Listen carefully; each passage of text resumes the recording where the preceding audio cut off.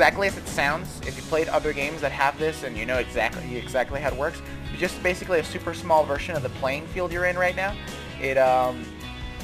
It shows the level terrain, the layout, items of interest, and if it's within your vision range, you can see enemy units down here show up as bright dots of another color. All the green stuff down here is you, of course. So, and the useful thing to remember about the minimap is that if you want to focus somewhere on the map immediately, all you have to do is click on it. So I'm going to click up here on this dark spot, then I'm going to click back on the green dot, and I'm right back on my base. So this is very handy to keep an eye on. Very, very handy. In fact, it is actually ridiculously important to keep an eye on this, but I'm not going to get into that too much right now until we finish covering all sorts of basics. So we have a barracks complete and a Vespene Geyser complete. First, I'm going to finish showing you the Vespene Geyser because it's very important that you're aware of something about unit efficiency in terms of gathering resources. So the Vespene Geyser is finished and the worker that was on it has immediately started harvesting gas. What I'm going to do is I'm going to set another worker here. And I'm going to get another worker here because I want to start harvesting gas a little faster. And then I'm going to set another worker in here. And you're going to notice something's happening now. You're going to notice that there's SCVs bunching up here at the entrance, which wasn't happening before. I'm going to pull away one unit and you'll see that it'll stop happening. What I'm trying to show you here is that each gas geyser and mineral node has a maximum number of workers for which it is sufficient to gather resources with. If I put 3 workers on a Vespene Geyser, that is it. That is as fast as I'm going to get gas out of that geyser, because if I put any more, there's a line that's starting to form for the SCVs to get inside and start harvesting gas, and it's not effective at all whatsoever. You have one SCV always sitting around doing nothing, just waiting for its turn to get some minerals or some gas, and that means that worker's not doing anything. So it's just a waste of a worker unit. So what I'm trying to tell you is 3 workers per gas, and it's about the same for each of these mineral nodes. So if you just on a guesstimation basis, if you have about 3 workers per each of these nodes, you're harvesting minerals at the maximum efficient rate possible. So any more than that will not let you have minerals come back to you any faster or gas any faster. So just keep that in mind. I'm going to set this worker back to work. And we're going to head over here to the barracks now. Now the barracks is complete, and if you look at the command card, you can see that this building can create just 1 unit. It says that there's a list of 4 units here, but 3 of them are grayed out, and I'll get into that in a moment. But for now, let's look over here at the Marine.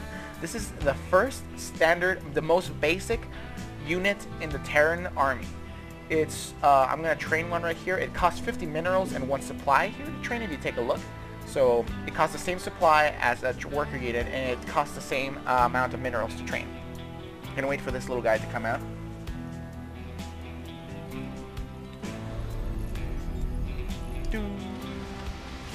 There he is. So here is our first Terran Marine. So I'm gonna zoom in on here so you can take a good look at him.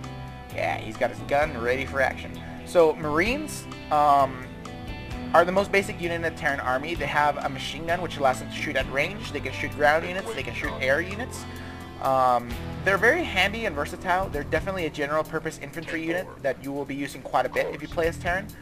The one thing to keep in mind about the Marines, however, is that they are very weak individually. They, if you look at the health over here, they have 45 health, which is the same as an SCV, which is not surprising because they cost the same amount of minerals and supply to train. So Marines are useful, they are versatile, but they're very, very weak on their own. In small numbers, Marines will get destroyed by any unit that is even slightly tougher. In large numbers, however, Marines are at their best. When you have a large group of Marines, you really can just tear through groups of enemies with ease. So what I'm talking about is a small group of Marines would be anything from 1 to 4 or 5 Marines. Anything larger than that starts being fairly reasonable in terms of defense. But if you're looking at going offensive, you're gonna have to look at having at least 2 dozen Marines. So what I'm trying to say is always have large numbers of Marines. Small numbers of Marines don't really do you very much good at all, especially when you're past the early game when people start having a fairly sizable army. I'm gonna keep training these guys. So I have 2 Marines now. One thing to note is that units in this game do have different movement speeds. The SCVs are pretty speedy.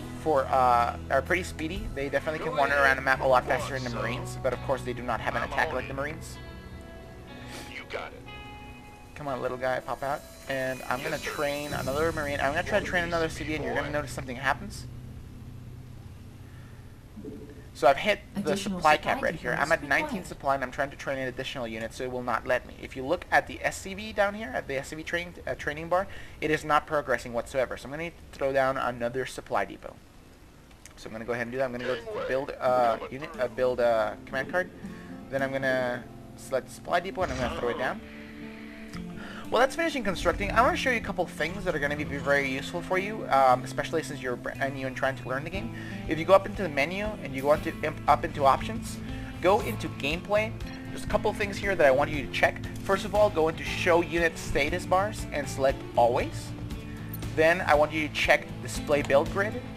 Then over here on the right, if it's not checked for whatever reason, check game timer, which will show the overall game time that you've been playing so far for this match, for this gameplay session. It's kind of handy to have.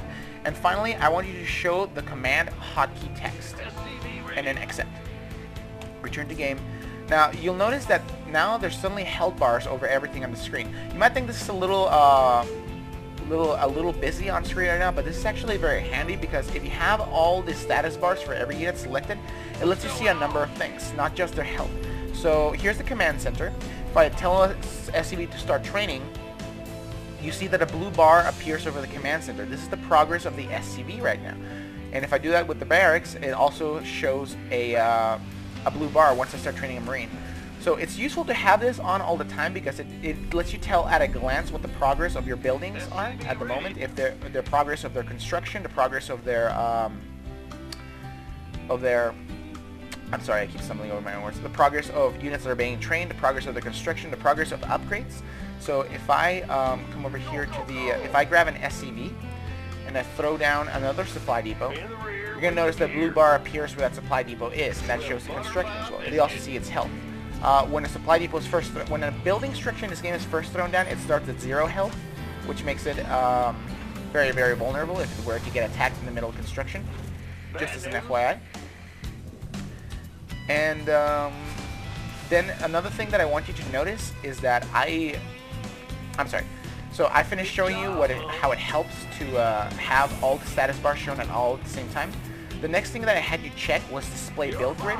If you select the supply depot, you'll notice that it doesn't just show the supply depot itself, it also shows a little grid all around it. This is very useful because all the yellow squares around the supply depot are areas where I cannot build. So it's very useful for you to be able to place buildings up against walls or at the edges of ramps like this.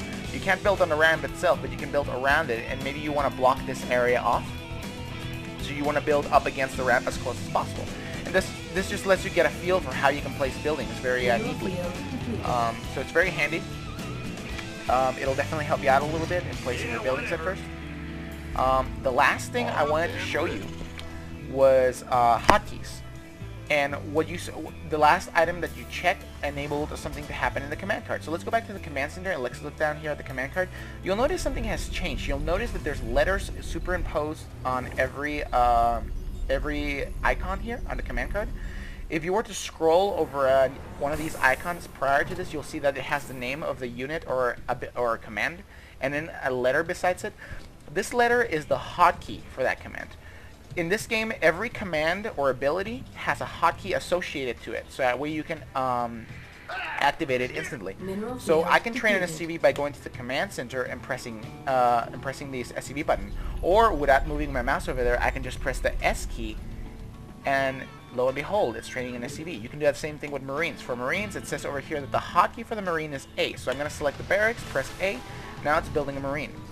So this is very handy because it'll definitely speed you up as you play the game to just memorize your hotkeys, so that way you can just do things instantly. There is another part to this whole thing called control groups, which I will be showing you in a second. But I just wanted you to be aware that these hotkeys are here and that you should definitely make use of them. At first, I don't expect you to really memorize them all right off the bat. They're going to take a little practice, but the more used you get to them, the faster you'll get at being able to construct things and train units. So I'm going to show you another example of this in terms of building a structure. I'm going to press B to bring up the build menu with the SCV, and then I'm going to press S for supply depot. Right away I select another supply depot. Then I'm going to select another SCV, press B, S, another supply depot. Just throw it down very quickly, very neatly, just like that. Very good stuff. Alright, so I think that about covers all the basic things that you're seeing right here, so I'm going to go ahead and exit this game, and we're going to talk a little bit about control groups now. And I'm going to start a different game, because this map really slows down my computer for some reason. So we're going to go into create game, and we're going to go into Blizzard maps. I'm just going to select one of these maps around here, not really important what I select, since I'm just going to be using to show you things. Yeah, this one will do. It's not really part of the ladder anymore, but what the hey. Alright, let's wait for the map to load up. And we're just going to start a game. We're not even going to put an opponent in here because I don't want to have to worry about playing defensively. I just want to use this opportunity to show you a number of things. Let's wait for the game to load up. And I really don't want to start talking until after the game has loaded up, so I can just kind of keep showing you things.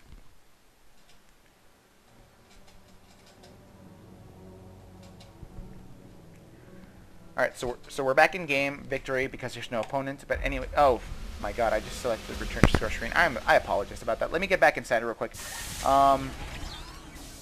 And let me show this to you very quickly, because I really need to show you control groups, which is another very, very handy thing, and it is going to be part of learning what macro is, as well as micro. And micro and macro are very, very important in this game. Let's go ahead and find that map again, one more time, Jungle Basin. Let's go ahead and start it.